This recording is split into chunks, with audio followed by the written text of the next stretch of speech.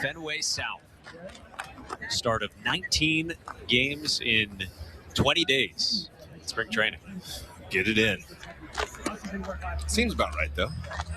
You said I felt like we had like 2 off days all the spring training back in the day. I think they've added a little more off days, but as Ben Gross takes over for the Twins, ready to face top of the Red Sox lineup.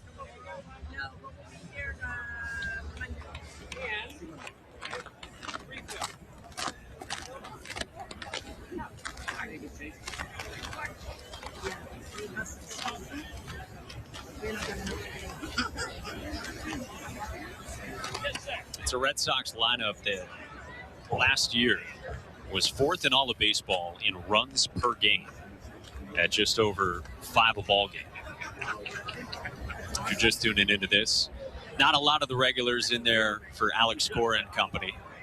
Bobby Dahlbeck DHing out of the 2 spot to begin the day. That is lined into the right field corner as Garlick picks it up. And a leadoff double for the Red Sox in the last of the 6. Ceddanne Rafaela gets it started. great swing right here.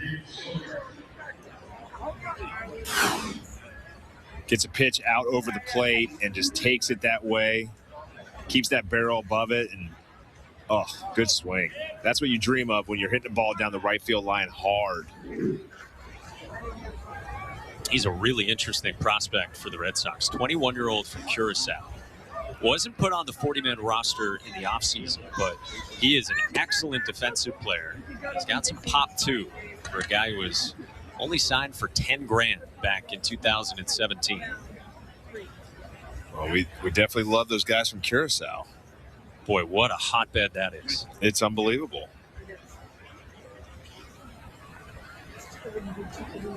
How many languages do you think he speaks? That's always the key with Curacao. Xander, as from Aruba, he's got what, 4? Yeah, it's crazy. Andrew Jones I played with in Japan, and so he spoke, I think, it's like 4 or 5, right? 45 minutes. No, from here, 30 minutes. This is one of my favorite parts of spring training is when you get to see young players. That the hard part is when you're a veteran player, you're out of the game, you don't get to see them. You hear about it, and you get to see them during practice and watch these guys interact. But when you get to actually sit there and watch these players and see how they develop and how they play from a young age, you can always tell there's a couple out there that you're like, wow, these guys are going to have a long career. You got any early spring training memories?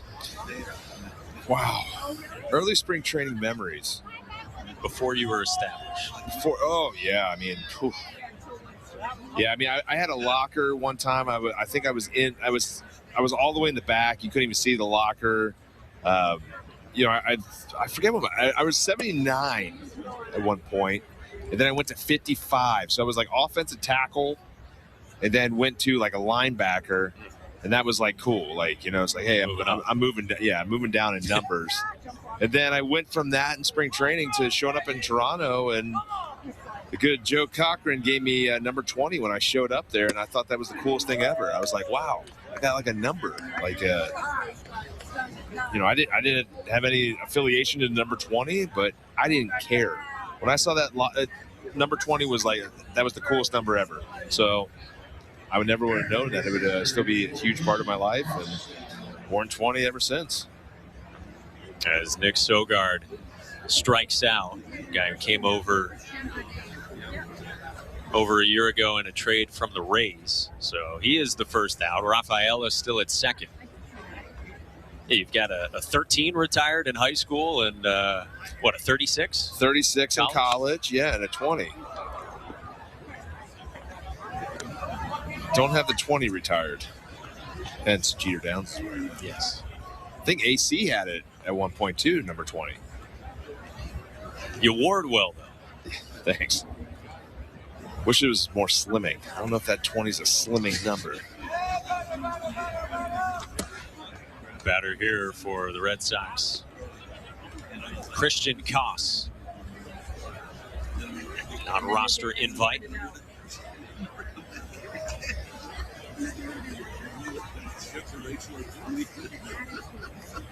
Facing Gross in the 6th.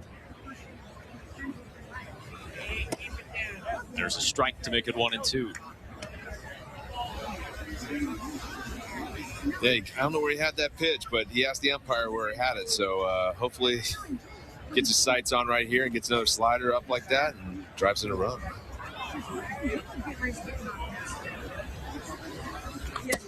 Swing and a miss. Elevated fastball with some run to it. Able to strike out Koss. Back-to-back swinging Ks. Yeah, this is the pitch now. The high fastball, 4-seam usually, high spin rate at the top. Gets guys, it's a tough one to take too, especially in your first week of spring training. That pitch up just looks good, and it just rides up there, and you just got to lay off it. But good job of Gross hitting the spot.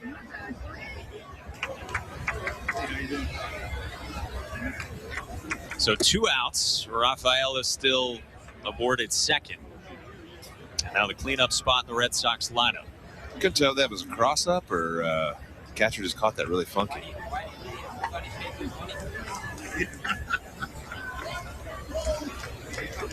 In any event, it was ball 1 to David Hamilton. One of the prospects who came over from the Brewers in the Hunter Renfroe trade. Hunter Renfroe to Milwaukee. Jackie Bradley Jr. back with the Sox. And a couple of prospects, including Hamilton.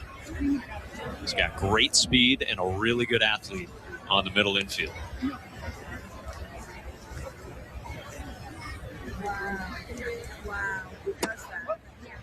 Good take right there.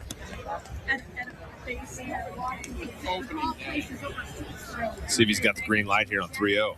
It's been there all day. Makes sense on St. Patty's Day. Gotta get the green light. He couldn't resist. Yeah.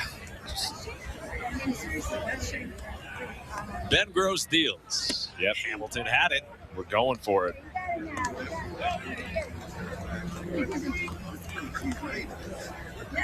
Yeah, you're not, walks are good in spring training, but, out the gate, it's all right.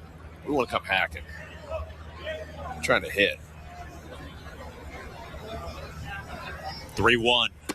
Hamilton works a walk. So the Red Sox have 2 on here in the last of the 6th inning.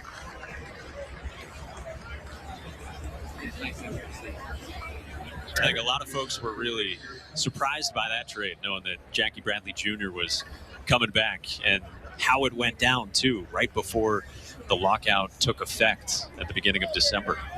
Yeah, definitely was something out of the blue, and you didn't expect it, but Jackie Bradley Jr. is one of the best outfielders in the game by far. I mean, this guy can do so much there, and playing right field and having him there. I mean, that's the good thing about Fenway Park is right field is almost a center field position because you had to cover so much ground, and it's really indicative of a team to have a really solid right fielder that can cover ground. Because you're taking away a lot of hits out there. J.D. Drew was a great right fielder when I was there.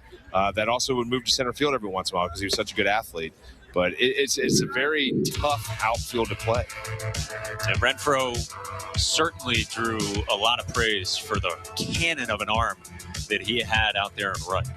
Yeah, great arm. Made a lot of great assists last year. Tied most in baseball. But yeah, it's gonna be tough. It's more on his offensive side that has to be replicated. So, Jackie doesn't have that. Hopefully he bounces back a little bit from the season he had last year and, can play some amazing defense and just save runs. This is Hudson Potts, the batter, came over a couple of years ago in the Mitch Moreland trade. Hudson Potts has got the green tape, too. It's not tape, sorry. The cushiony bat grip. Which came out. Official term? I don't know. I couldn't use it because I always slide my hand down, but I love it. Like I put it on both my boys' bats, and I'm like, wow, it's like a tennis grip. Yeah. And I played tennis growing up, and I used to love that grip. And I was always wondering why we don't have those on baseball bats. Somebody came up with the idea. I should have came up with when I was a kid. Yeah. Dang. A little late to the party there, Uke. 2 on for the well-clad Potts. Full count. How often do you get asked about your stance? Pretty much anytime somebody has a baseball question. Yeah. Okay. Well, I figured. Yeah, it's definitely always a topic of conversation. I know I emulated it. 3-2. Pot strikes out. So Gross fans 3 leads 2. And we are through 6 in Fort Myers with the Red Sox ahead by 5.